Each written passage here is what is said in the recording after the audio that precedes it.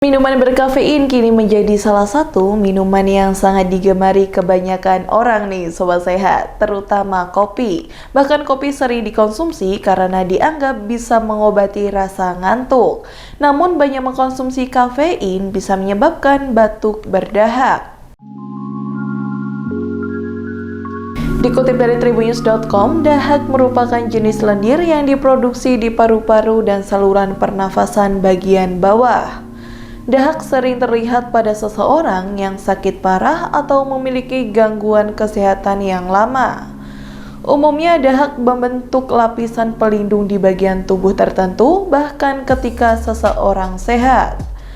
Lendir ini menjaga area agar tidak mengering dan membantu mempertahankan diri dari virus dan bakteri.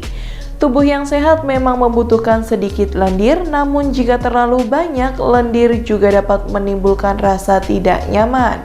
Berikut ini penyebab terjadinya kelebihan lendir di tubuh, yaitu alergi, infeksi seperti pilek atau flu, iritasi saluran pernafasan, dan adanya gangguan pencernaan dan penyakit paru. Untuk mengatasi batuk berdahak, Sobat Sehat bisa mengatasinya dengan beberapa cara, seperti yang pertama yaitu menggunakan kayu putih. Yang kedua, hindari kebiasaan merokok. Yang ketiga, kumur air garam. Dan yang keempat, hindari mengkonsumsi alkohol dan kafein. Demikian informasi kesehatan yang saya sampaikan dan sampai jumpa di kanal Tribun Head Official selanjutnya. Lupa like, subscribe, dan share ya!